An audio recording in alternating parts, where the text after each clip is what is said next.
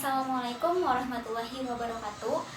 Perkenalkan, nama saya Mita Aulia Malik dari Pendidikan Geografi 2018 kelas B dengan nomor induk mahasiswa 14026188078. Pada video kali ini saya akan menampilkan video micro teaching dengan materi potensi dan persebaran sumber daya untuk penyediaan energi baru dan energi terbarukan. Selamat menyaksikan. Pagi semua. Pagi, Ibu. Wah, sepertinya udah berhasil belajar ya. Sebelum mulai pembelajaran hari ini, coba dong dicek dulu ada sampah gak nih di sekitar kalian. Ada, Bu. Yuk dibersihkan dulu, yuk dibuang dulu sampahnya. Saya bersih, Bu. Oke.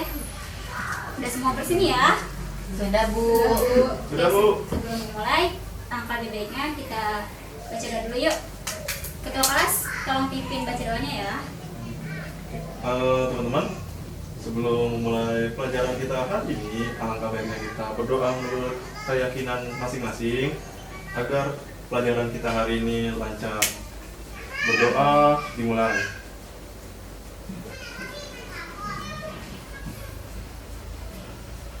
Berdoa selesai. Oke.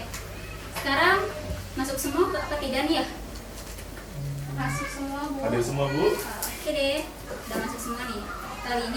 Hari ini Ibu akan memberikan sebuah materi tentang potensi dan persebaran sumber daya untuk penyediaan energi baru dan terbarukan. Pak Indonesia tolong dinyalain dulu ya proyektornya. Ya, Bu. Oke, terima kasih. Nah, sebelumnya ada yang tahu gak nih apa sih energi baru dan terbarukan itu? Saya, Bu. Ya, Energi baru itu energi yang bisa diperbarui.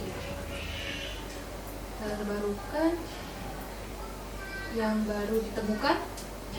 oke.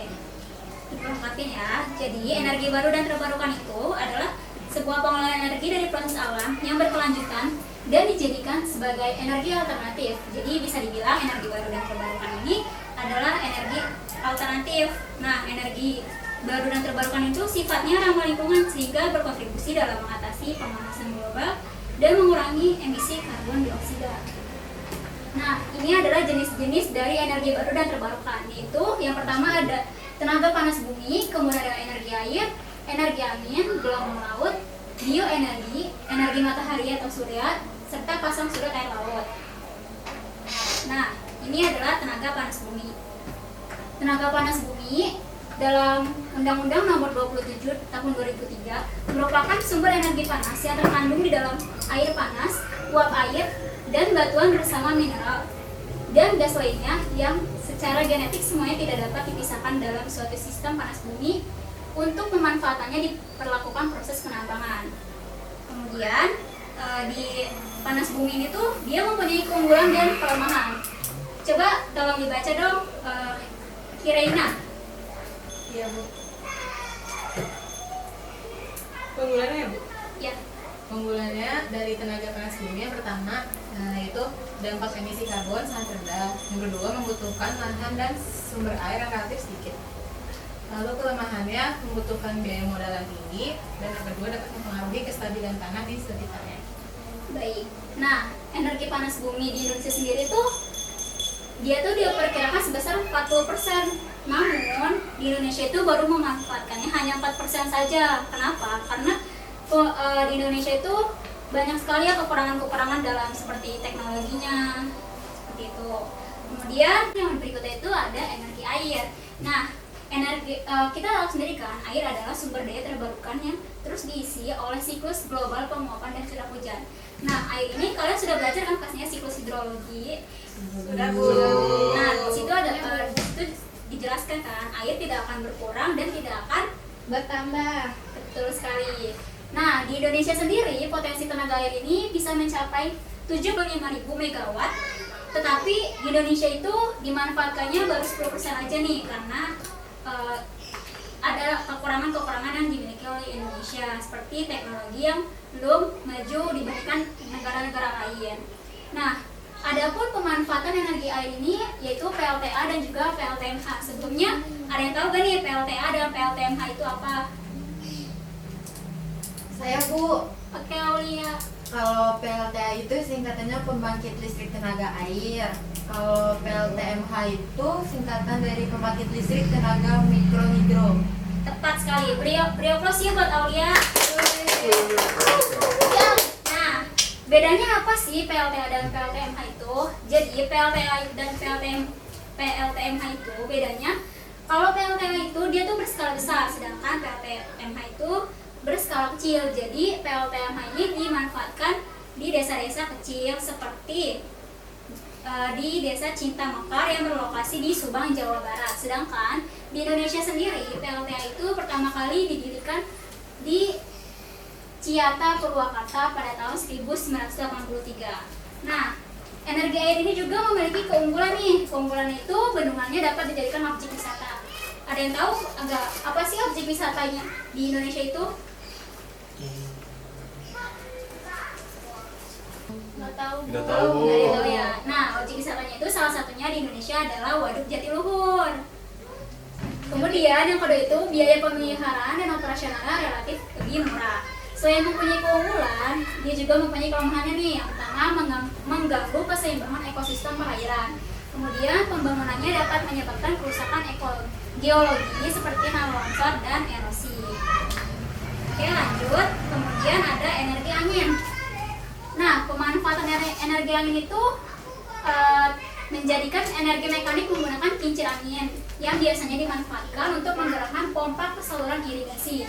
Sedangkan memanfaatkan energi angin menjadi energi listrik itu menggunakan turbin angin yang biasa disebut dengan pembangkit listrik tenaga angin. Di Indonesia itu ada yang namanya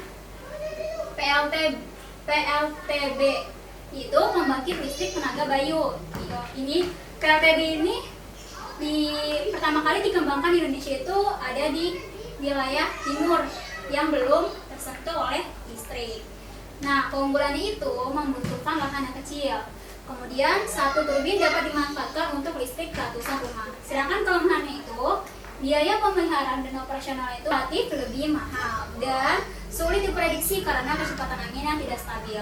Karena kan angin ini adalah berasal dari alam, jadi kita tidak bisa mengatur alam. Kemudian ada bioenergi atau biomasa. Nah, bioenergi ini adalah energi terbarukan yang berasal dari bahan pokoknya itu organik. Contohnya itu ada kelapa sawit, kotoran ternak, jarak pagar, ubi kayu. Nah, di Indonesia sendiri bioenergi ini digunakan sebagai pembangkit listrik. Hingga tahun 2019 silam, kita di Indonesia itu sudah mempunyai 4 PLT bioenergi. Itu ada di Kalimantan Selatan, Kalimantan Tengah, Kalimantan Timur, serta Nusa Tenggara Timur. Nah, pengolahan biomasa ini membentuk energi primer. Yang pertama itu ada biofuel atau bahan bakar nabati yang antara lain biodiesel dan bioetanol. Kemudian ada biomasa padat. Nah, biomasa padat ini berasalnya itu dari bahan organik yang telah mengalami proses pemadatan. Contohnya itu briket biomasa dari tempurung kelapa sawit. Kemudian ada biogas. Nah, biogas ini berasal dari bahan organik yang sudah difermentasi. Contohnya itu ada gas metana. Kemudian dia juga mempunyai keunggulan dan kelemahannya nih. Keunggulannya itu mengurangi impor bahan bakar, kemudian mengeliminasi efek rumah kaca. Nah, kelemahannya itu ada ketergantungan yang masih tinggi terhadap kayu serta teknologi untuk konversi biomasa membutuhkan biaya yang tinggi.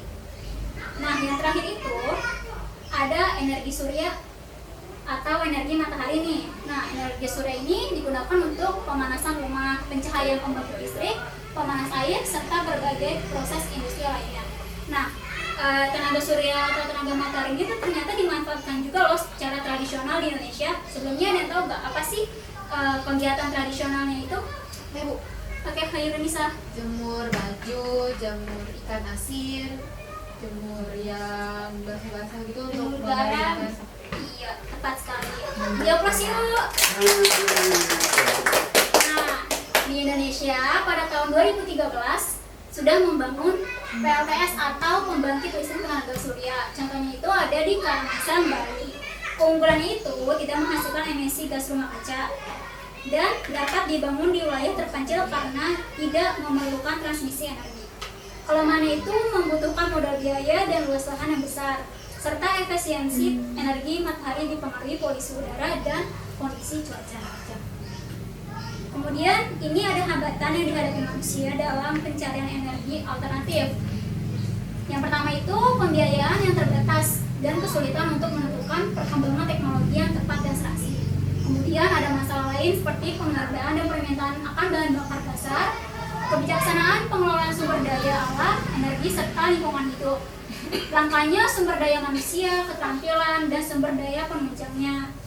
Kemudian masih memerlukan suplai cadangan impor sehingga memboroskan biaya produksi. Kurangnya peran serta lembaga-lembaga dalam pengembangan teknologi tepat guna. Dan yang terakhir itu adanya kurangnya pendidikan kejuruan dan kesadaran akan arti penting dari keterampilan memanfaatkan teknologi. Sepertinya pertemuan kita kali ini waktunya sudah mau habis nih. Jadi Ibu minta kalian mencari peta potensi dan sebaran sumber daya energi yang terbarukan ya. Baik, Bu. Ibu mau nanya, itu dijadiin PR, Bu? Iya, nanti kalian cari sendiri di rumah dan kalian pahami letak di mana saja potensi dan sebaran sumber daya energi terbarukan di Indonesia. Baik, Bu. Mau nanya lagi, ini individu atau kelompok? Individu ya. Ibu mau nanya, nanti dikumpulinnya hari apa, Bu? Pertemuan selanjutnya ya. Ibu mau nanya, Iya, Ulia. ini kita bikin sendiri atau tinggal print aja gitu? Kalian tinggal bikin cari sendiri ya di internet tuh biasanya sudah dijelaskan dan kalian dipahami ya, jangan dihafal karena geografi itu lebih baik dipahami bukan dihafalkan. Oke? Oh, baik, Ya, Bu. terima kasih. Tidak ada yang nanya lagi? Sudah, Bu. Oke, sebelum Ibu akhiri, Ibu minta satu orang untuk menyimpulkan materi kita pada hari ini. Yang mau tunjuk tangan yuk. Saya, Bu.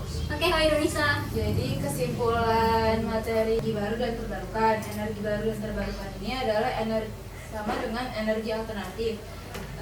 Energi alternatif ini bisa didapatkan, yaitu energi ini bersumber dari alam itu sendiri, seperti ada sinar matahari, angin, air, panas bumi, dan lain-lain. Nah, energi alternatif atau energi baru dan terbarukan ini sifatnya ramah lingkungan. Oke, keren sekali Kak Indonesia atas kesimpulannya. Yuk kita berikan aplaus sama-sama untuk Kak Indonesia.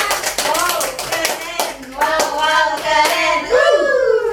Oke, untuk pertemuan kali ini Ibu rasa sudah cukup sampai di sini. Semoga kalian bisa kembali memahami dan mempelajari kembali materi hari ini. Ingat ya, geografi itu difahami bukan dihafalkan. Oke? Baik, Bu. Sampai sini dulu ya. Wassalamualaikum warahmatullahi wabarakatuh. Waalaikumsalam warahmatullahi wabarakatuh. Terima kasih, Bu.